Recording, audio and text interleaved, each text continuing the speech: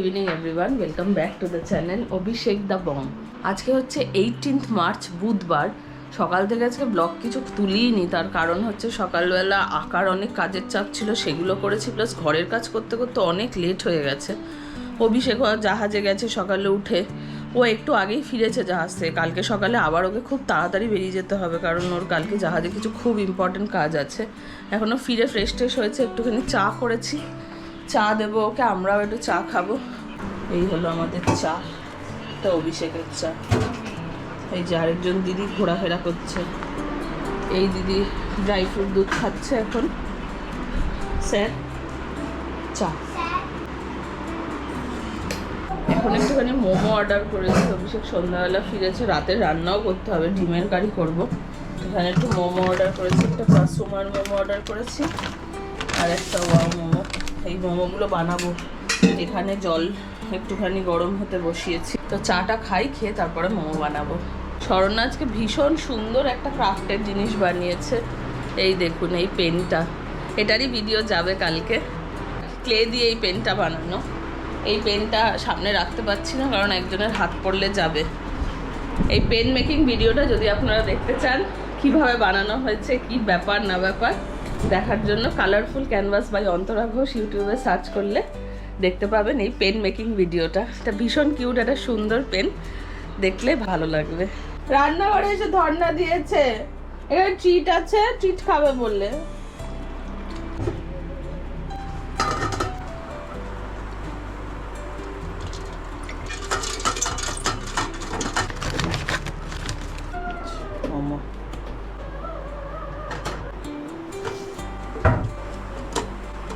সেই হলো মোমো, স্টিম হবে এবার। এটা স্টিম হলে তারপর অভিষেককে দেবো, শরণ্যাকে দেবো, দিদিকে দেবো, সবাই খাবো।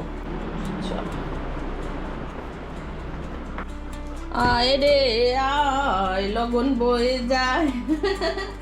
আগেই বসে পড়েছে ও চা খাবে বলে। সবার আগে আমার বড় মেয়ে চলে আসে চা খাওয়ার উত্তেজনায়, আনন্দে। হয়ে গেছে আমাদের চা খাওয়া, এদিকে মনে হচ্ছে মোমো হয়ে গেছে। হ্যাঁ, মোমোর গন্ধ বেরোচ্ছে। ইয়েস, হয়ে গেল। মোমোটা নামাবো।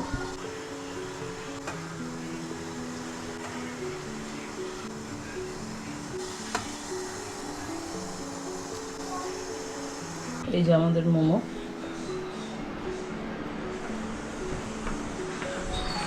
স্যার কি করছে খাবারটা?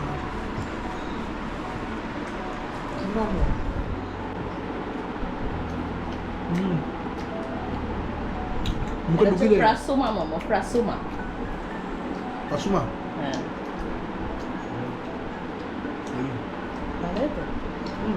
তুমি খাও না, আছে। মোমোটা এত জুসি আর টেস্টি, এটা খেলাম।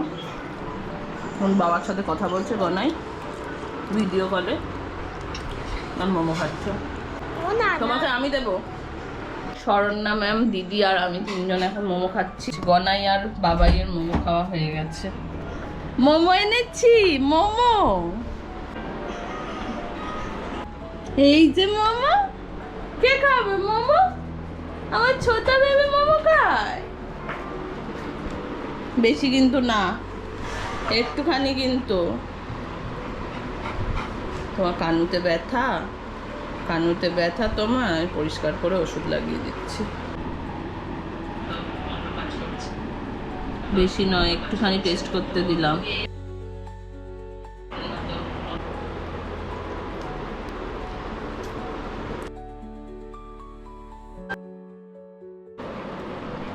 এটাতে পেঁয়াজ রসুন আছে, এটা দেওয়া যাবে না। রাত্রি 8:45 বাজে, আমাদের মোমো টোমো খাওয়া তো হয়ে গেছে। এবার রাতের রান্না বান্নায় ঢুকছি। আজকে রাতে ডিমের কারি আর রুটি হবে। এই যে ডিম আর আলু সেদ্ধ করে দিয়েছে দিদি, এবার এটাতে ডিম আর আলু ভাজবো, ভেজে ডিমের কারি বানাবো, আর রুটি হবে তার সাথে।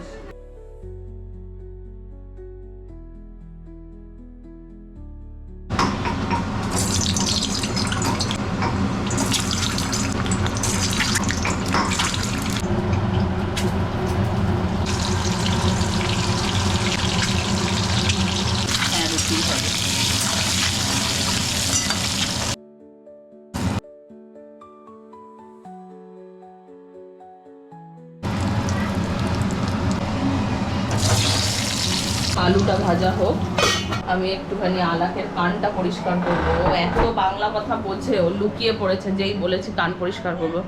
ডিমের একটা টুকরো নিয়েছি, এটা দেখিয়ে ডাকবো। ওয়ালা ডিম খাবে? আর ডিম খাবে নাকি?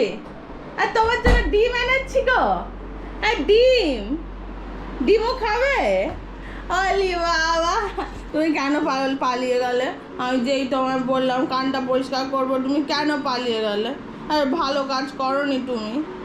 তুমি খাবে? আচ্ছা খাও। জ্বালা করছে না, ঠিক হয়ে যাবে। ডিমের কারির মশলা কষানো হয়ে গেছে, পেঁয়াজ আদা রসুন, জিরে ধনে হলুদ দেবো।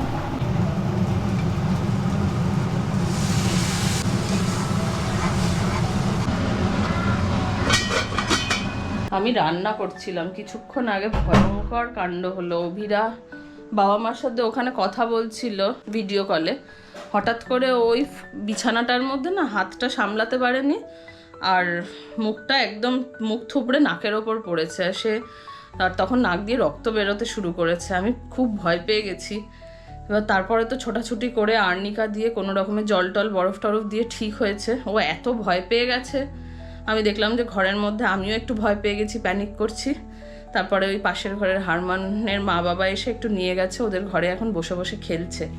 তো খুব মানে জড়সড় হয়ে গেছে। তা আমি ভাবছি অভিষেককে বলবো যে ওকে নিয়ে একটু কোথাও থেকে ঘুরে আসি, তারপরে আমরা ডিনার করি। এখন ও এত ভয় পেয়ে গেছিলো, আমি একবার চেক করেছি তো, যার জন্য ওই নাকের যেহেতু রক্তটা লেগেছিলো, আমি আর তখন ওকে কিছু বলিও নি, শুধু একটু ওষুধ দিয়ে দিয়েছি। ডিমের কারিটা হয়ে গেছে, দিদি ডিমের কারিটা বাকিটা বানিয়ে ফেলেছে। ডিমের কারি মাথায় উঠেছে আজকে। এই যে ডিমের কারি হয়ে গেছে, অভিষেককে খেতে দিয়ে দিই। বাবাই ডিমের কারি তো হয়ে গেছে, খেতে দিয়ে দেবো তোমাকে? বুঝছো অভিরা খুব ভয় পেয়ে গেছে, ওকে একটু গাড়ি করে ঘুরিয়ে নিয়ে আসবো, এসেও ডিনার করুক। যখন অভিরার ব্যথা লেগেছিল তখন সুহানা ঘরে এসে ধোসা দিয়ে গেছে, তখন আমার এমন অবস্থা, আমি আর ওইসব দেখার সময় পাইনি। এই যে ধোসা বানিয়েছে, অভিষেককে দিই।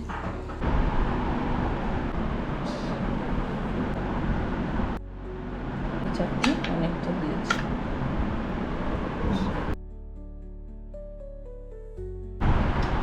ভালো আছে।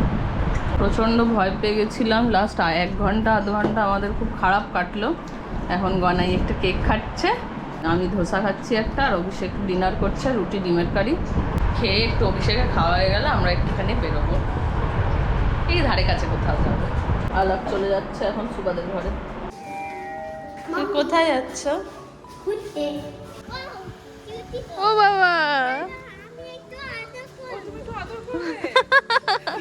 আচ্ছা আসতে, হ্যাঁ ও কিন্তু তোমায় চেনে না।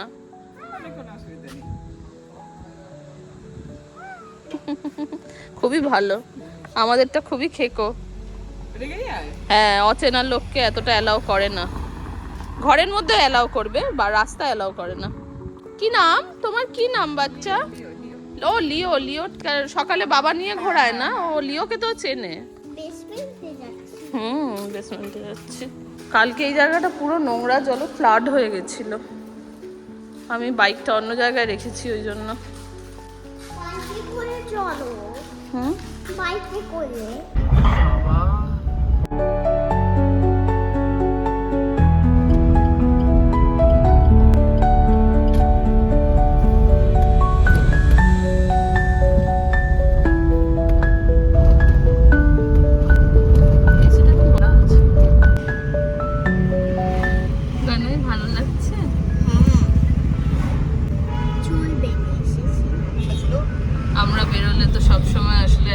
বাইক নিয়ে বেরোই, গাড়ি নিয়ে খুব একটা বেরোনো হয় না। অভিষেক ড্রাইভ করতে ভালোবাসে, কিন্তু গাড়ি করে ড্রাইভ করা হয় না। তো আজকে অভিরা যেহেতু ব্যথাও লেগেছিল আর প্লাস ঠান্ডা ঠান্ডা ওয়েদার, তো সে কি বললো যে গাড়ি নিয়ে যাই, আজকে আর বাইক বের করবো না। সাউথ সিটি, রেড কালারের সাউথ সিটি। আমি একটু যাবো সাউথ সিটিতে। এখানে স্যার মন দিয়ে গাড়ি চালাচ্ছেন, একদমই কোনো রকম ডিস্ট্র্যাকশন উনি কানে নিচ্ছেন না। একটা মজার কথা বলছি, যখন আমরা লিফটে করে নামছিলাম তখন অভিষেক হাই তুলছিল, চোখ বন্ধ করে দাঁড়িয়েছিল, ওর এত ঘুম পাচ্ছিল। যেই গাড়িতে বসলো ওর সব ঘুম উধাও, এখন একদম চকান্না হয়ে গাড়ি চালাচ্ছে।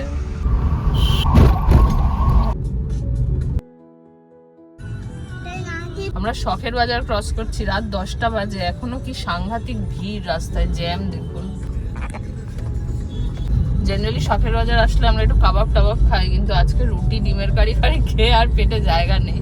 অভিষেক বলছে চা খাবে, আমি বলছি যে আমার চা খাওয়ারও জায়গা নেই। দোসা খেয়েছি, রুটি তরকারি খেয়েছি, আর কত। এই যে দেখুন এই কাবাবের দোকানগুলো, এগুলো থেকে আমরা সবসময় কাবাব খেতাম।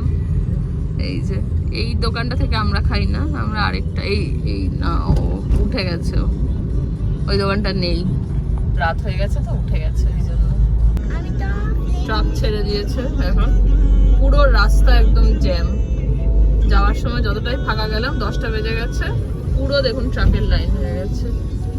এখন অ্যাকচুয়ালি যদি বেরোতাম আমরা তাহলে অবস্থা খারাপ হয়ে যেত। ভালো করেছি টাইম মতো বেরিয়েছি, 9:30টায় বেরিয়েছি, 10টায় ট্রাক ছেড়ে দিয়েছে, আমরা বাড়ি ঢুকে যাব।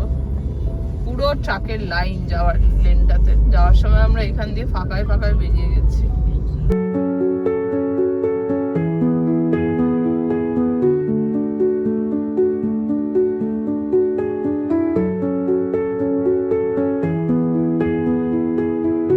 বাজে রাত্রি 11:15, এসে গেছি বাড়িতে। এবার গনাইকে ঘুম পাড়াবো, অভিষেক তো অলরেডি টায়ার্ড হয়ে শুয়ে পড়েছে। আজকের ব্লগটা এখানেই শেষ করছি। যদি কিছু ভালো লাগে তাহলে please like, share and subscribe. কালকে সকাল থেকে আরেকটা নতুন ব্লগ চালু করব। অভিষেক কালকে সকালে তাড়াতাড়ি আর্লি মর্নিং যাবে জাহাজে, তো কালকে সকাল থেকে দেখা হবে আরেকটা নতুন ব্লগ নিয়ে। ততক্ষণ পর্যন্ত সবাই খুব ভালো থেকো, টাটা।